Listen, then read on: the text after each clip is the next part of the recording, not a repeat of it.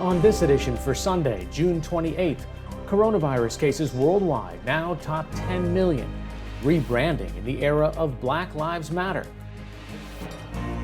And in our signature segment, finding alternatives for single-use plastics on an island that is overrun by them. Next on PBS NewsHour Weekend. PBS NewsHour Weekend is made possible by Bernard and Irene Schwartz, Sue and Edgar Wackenheim III, the Cheryl and Philip Milstein family, Rosalind P. Walter, Barbara Hope Zuckerberg, Charles Rosenblum. We try to live in the moment to not miss what's right in front of us. At Mutual of America, we believe taking care of tomorrow can help you make the most of today. Mutual of America Financial Group, retirement services and investments. For 25 years, Consumer Cellular has been offering no-contract wireless plans designed to help people do more of what they like. Our U.S.-based customer service team can help find a plan that fits you. To learn more, visit consumercellular.tv. Additional support has been provided by the Corporation for Public Broadcasting, a private corporation funded by the American people, and by contributions to your PBS station from viewers like you. Thank you. Good evening and thank you for joining us. The coronavirus pandemic reached a terrible milestone today. More than 10 million people are now infected worldwide. Johns Hopkins University's tracking project shows the United States with the most confirmed cases, more than 2.5 million, with Brazil, Russia, and India following. The United States also has the most deaths from the disease the virus causes. More than 125,000 Americans have died of COVID-19. Across the country, states are pausing and reversing reopenings as coronavirus cases spike again. In an interview broadcast today, Vice President Mike Pence defended President Trump's lack of support for wearing face masks, saying the White House wants to defer to governors and local officials. The vice president wore a mask when he attended a Texas church event today, and he has canceled campaign rallies in Florida and Arizona planned for next week. Yesterday, Dallas County, where the church event was held, reported its highest single-day total of coronavirus cases since the pandemic started. This morning, Secretary of Health and Human Services Alex Azar said individuals need to wear masks and social distance as the coronavirus surges. The window is closing. We have to act, and people as individuals have to act responsibly. We need to social distance. We need to wear our face coverings if we're in settings where we can't social distance, particularly in these hot zones. House Speaker Nancy Pelosi called out the president for not wearing a mask and said a federal mandate requiring masks be worn in public is, quote, long overdue. My understanding that the Centers for Disease Control has recommended the use of masks, but not required it because they don't want to offend the president. President Trump denied today that he was briefed on an intelligence report that Russia offered bounties to Afghan militants to kill U.S. troops. Citing unnamed officials, the New York Times first reported that a Russian military intelligence unit offered payments to Taliban-linked militants to kill U.S. coalition forces in Afghanistan. Officials quoted in the report said that President Trump and the White House National Security Council were briefed on the matter in late March. President Trump tweeted this morning, quote, nobody briefed or told me, Vice President Pence, or Chief of Staff Mark Meadows about what the president called, quote, the so-called attacks on our troops in Afghanistan by Russians. Yesterday, presumed Democratic presidential nominee Joe Biden slammed Mr. Trump for not taking action against Russia. Not only has he failed to sanction or impose any kind of consequences on Russia for this egregious violation of international law, Donald Trump has continued his embarrassing campaign of deference and debasing himself before Vladimir Putin. The president began his day today with a storm of tweets before heading to his Virginia golf club. In addition to his tweets about Russia, the president also retweeted a video from a Florida community called The Villages, where he has held campaign events. He wrote, quote, thank you to the great people of the Villages. In the video he shared, a white man in a golf cart with Trump 2020 signs can clearly be heard chanting, white power. White power!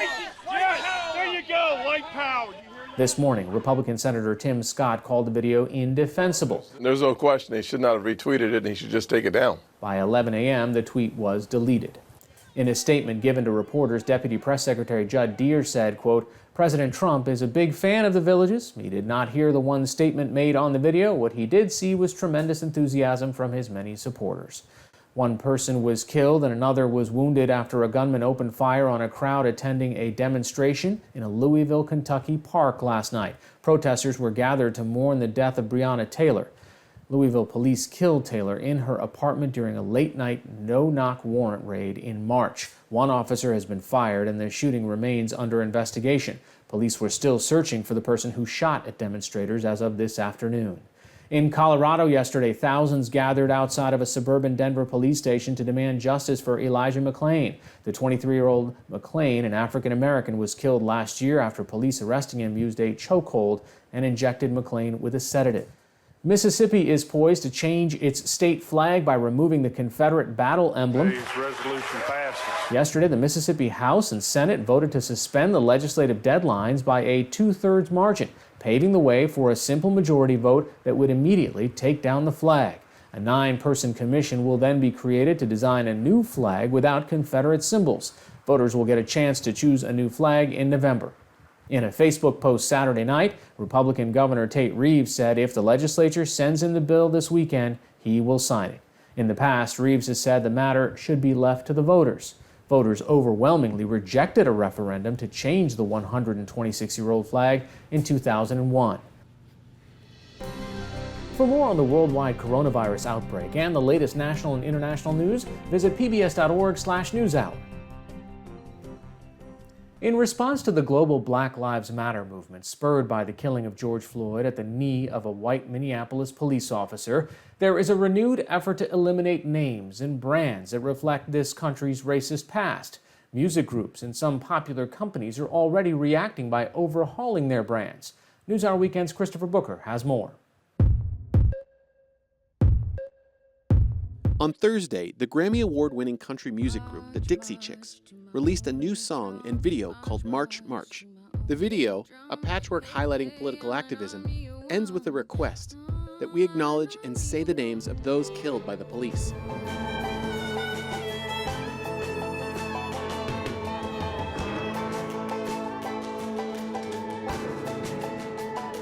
But that's not all that's in the video.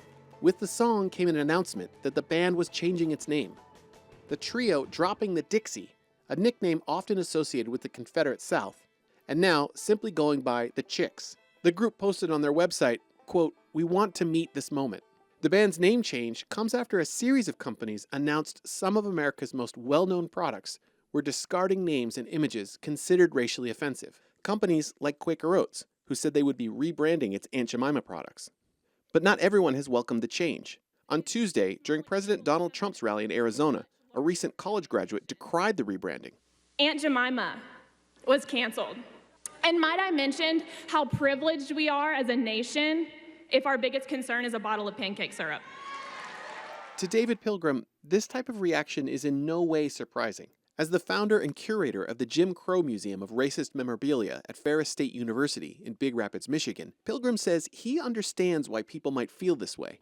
If a person comes to the museum and they see a lynching tree or they see a heavily caricatured object, there's not a lot of conversation. Most people just look at that and think, you know, that's awful. But when you have something like a Mammy cookie jar or Aunt Jemima, and they think, there's nothing racial about this. There's certainly nothing racist about it. It's just a food product. Or they think, this is just something that reminds me of good times that I spent with my family.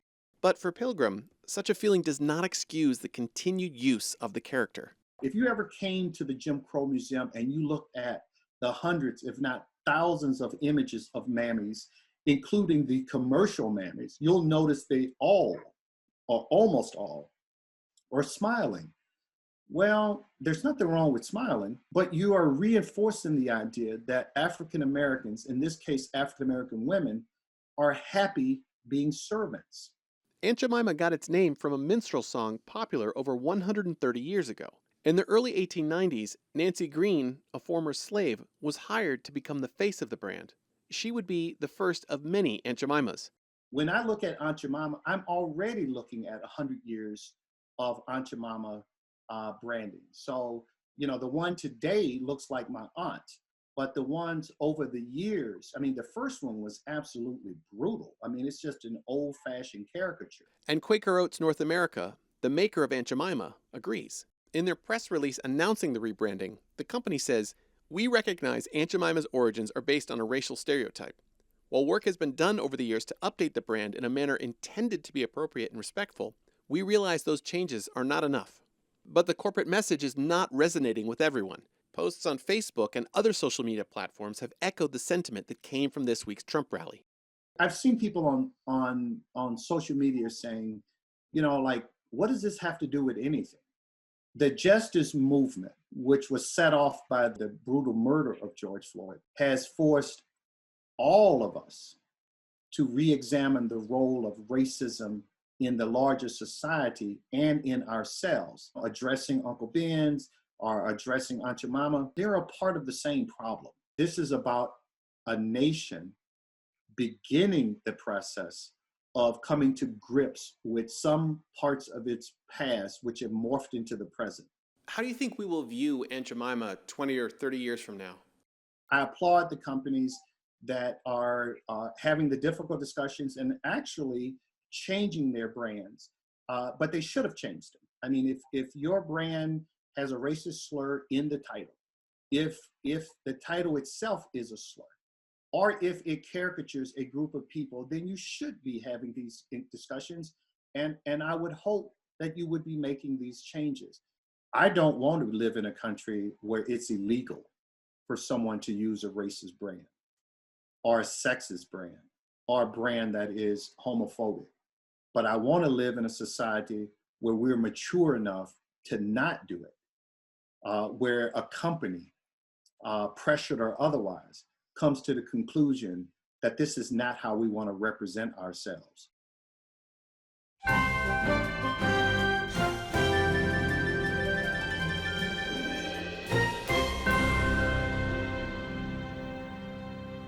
Like so many countries, including the U.S., the South Pacific island nation of Samoa has begun to move away from single-use plastic and styrofoam products. But it's actually harder for Samoa and other islands because just about everything they consume is imported by sea or air. Most of those goods are plastic or wrapped in plastic, and they rarely head back out. As special correspondent Mike Taibbi found in a visit to Samoa for our Samoan Islands Shifting Tides series, the solution being pursued involves new uses of old technology and traditional resources. What do you reckon? I think that looks like a nice one for the machine. Yeah. It's going to come down soon, isn't it? James Atherton is vice president of the Samoa Conservation Society, and with his cousin Alan Schwalger spends part of each day walking among the palm trees. What they're looking for are the palm leaves or sheaths that have fallen to the ground or are about to fall. And the machine they'd be good for is this one, a hydraulic press made in India that uses heat and 5 tons of pressure for a single minute to make these inexpensive plates and bowls that he says can be washed and reused for months and that are not plastic or styrofoam. However, we've only got one small machine with 3 burners. To get to the point of making money on the basic product, we'll probably need 2 or 3 more of those to churn out 1,500 units a day. To stay in production, his company, Samoa Green Products, turns out its basic products, plates and bowls and bamboo straws, but has now added expensive gift and handicraft items ranging from platters to coasters and other ornamental items. The venture still doesn't quite break even. But it has to work as a business. Absolutely. I think even as an environmentalist, one can't be too idealistic about our trying to be green.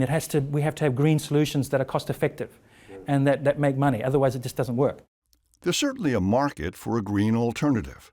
Last year, Samoa banned single-use plastic bags, joining Fiji, Vanuatu, and New Zealand in that first step. And later in June, styrofoam cups and containers will also be banned as soon as the stores exhaust their stockpiles of those products. Educating people, don't litter, don't illegally dump, dispose of your waste properly. Vicki Hall is the Waste Management and Pollution Control Director at SPREP, the Secretariat of the Pacific Regional Environment Program. She says the transition can't happen quickly enough. There is a number of plastics that are not necessary. They can be substituted or designed out of products. Atherton isn't the only green products designer who's hard at work. In fact, he's now partnering with the Scientific Research Organization of Samoa to source alternative plant materials for eco-friendly plates and bowls. For example, besides palm trees, there's at least one resource that is plentiful on the island. So we strip it into small pieces. Fidi Laupua, a statistician by training, is leading the effort to turn the trunk of the ubiquitous banana tree into the go-to replacement for a range of plastic products. He took us through the steps. So you have to boil it with sodium hydroxide or lye. What does that do? It breaks it down so that it's easy to blend and to make a pulp out of it. The pulp is pressed into sheets, and eventually, from out of the dehydrating oven, sheets of banana fiber fabric that can easily be molded to make plates, cups, utensils, or containers. You know, the things we've been using forever. It's labor-intensive, but Laupua says the machines to do much of that labor are not hard to conceive or fabricate. Do you think it'll happen? If we get the funding, yes, it'll happen. Well, is that a yes or no? Do you think it'll happen? Well, if there's a will, there's a way, yeah. There's a top-down effort by the government here to impose that will. Billboards and signs everywhere, even on city buses. Support the plastic ban. No more straws. Keep Samoa plastic-free. And the ban is the law, a nationwide law that's about to cover styrofoam products too. Samoa's population is just under 200,000, about the same size as Akron, Ohio, Shreveport, Louisiana, Yonkers, New York. Imagine telling everyone and every business in a population that size that as of a certain date, no more single-use plastic items. It's against the law.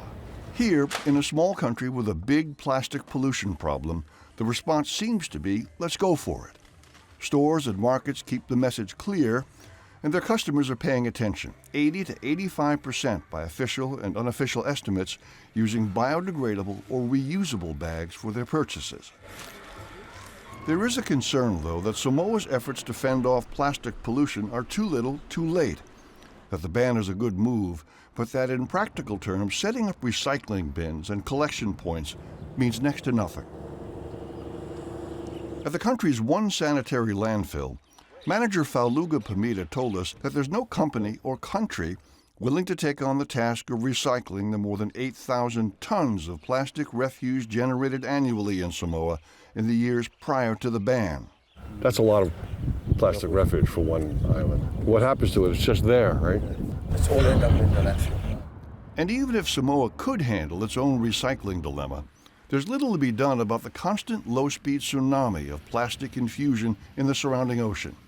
There are huge Pacific garbage patches, the nearest twice the size of Texas, with plastic a dominant component, even as those plastics eventually break down. So much so, in fact, that a 2018 study of 34 commercial fish species in the region showed that 97% had at least trace amounts of microplastics. That's 30% higher than the global average. We know plastics get into the food chain and affect the animals, obviously, that eat it, the fish and other animals that eat it. And then, of course, we consume those animals, and therefore there's a microplastic crisis. In terms of the business. That's why Atherton, long an environmentalist after all, traveled to southern India to see how whole regions have managed for years without single-use plastics, how they've learned to cultivate palm plantations to supply a small-bore industry that turns out plates and bowls and cups and utensils that are now the norm. What you see here in Samoa is discarded polystyrene plates. You don't see that in India. People are now using palm plates everywhere for their food. So Atherton brought one of those India-made presses home and cranked it up. Convinced, by the way, that palm leaves aren't the only source material he'll eventually use. Samoa is an appealing tourist destination that can't afford to be overrun by plastic pollution. And changes in laws and in how consumers consume seem a logical way that these island gems in the blue Pacific can retain their luster. I think in the future, all Pacific islands can get to the point of mass production of these items. we're at a state on this planet that we have to make bold choices and difficult choices in the way we live our lives and our behavior. Business has slowed these months because of the pandemic-induced stall in trade and travel, but it hasn't stopped. And with the ban in place and apparently popular, Atherton says it won't stop.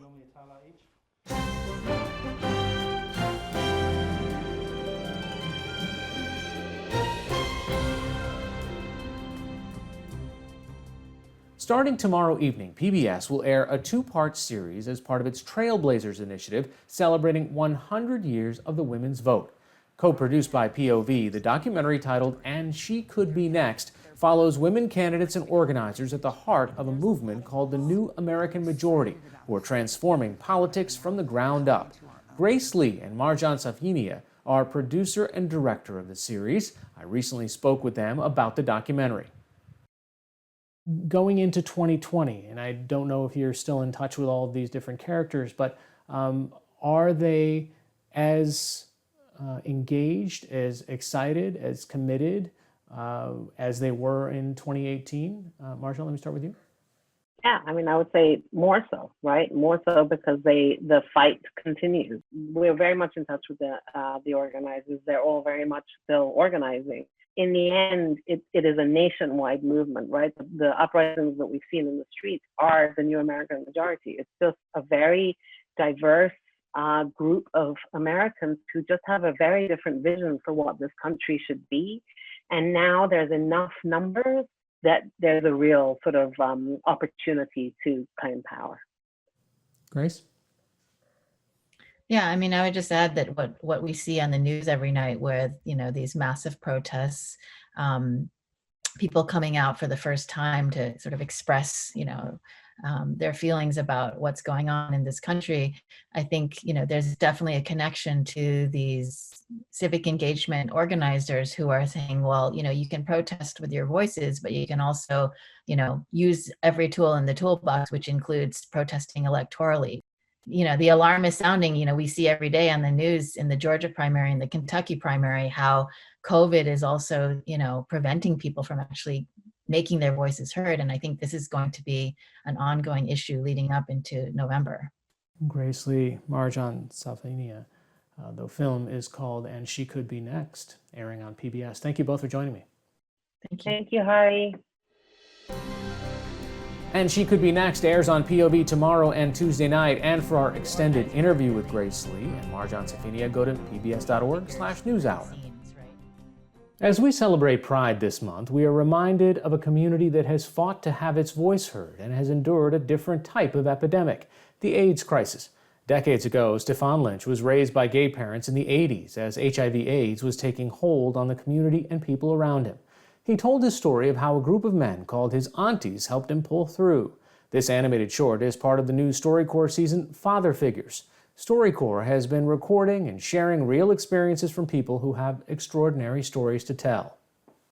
My family were mostly gay guys who were my babysitters and the guys who, took the pictures at my birthday parties. And I felt like I had this amazing family. I called them my aunties. And it was a really wonderful, amazing world that came crashing down. Starting in '82, the first person I knew died of AIDS. A young guy named Steve. And how old were you at the time? I was 10 when he was diagnosed. I remember I was on the beach at Fire Island, and I saw him, and he was covered in these purple spots. And within, I think, 2 months, Steve was dead. And it was pretty much a succession of deaths of my family throughout the next decade. My stepdad, Bill, died in '87. My dad died in '91 after a really grueling 6 months of me taking care of him. I was 19 and was on a break from college and exhausted from taking care of my dad. And I called up my auntie, Eddie. I said, "Can you help?" And within a week, he'd organized 40 people to do round-the-clock shifts. He was the only other person in the room with me and my mom when my dad died. At that point, everyone had died except for a handful of stragglers who I now hold near and dear to my heart, my aunties. It was a powerful family. there was a lot of love. And they modeled for me how to survive an epidemic, even if you were dying while doing it.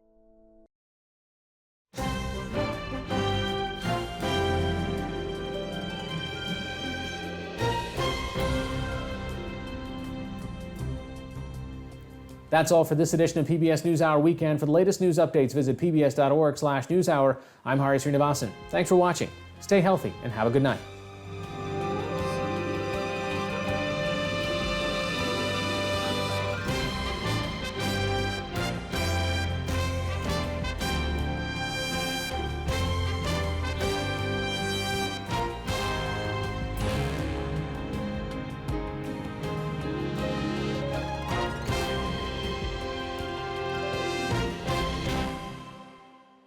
PBS NewsHour Weekend is made possible by Bernard and Irene Schwartz, Sue and Edgar Wachenheim III, the Cheryl and Philip Milstein family, Rosalind P. Walter, Barbara Hope Zuckerberg, Charles Rosenblum.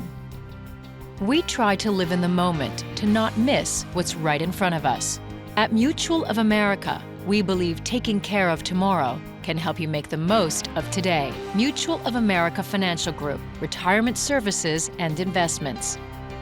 Additional support has been provided by Consumer Cellular and by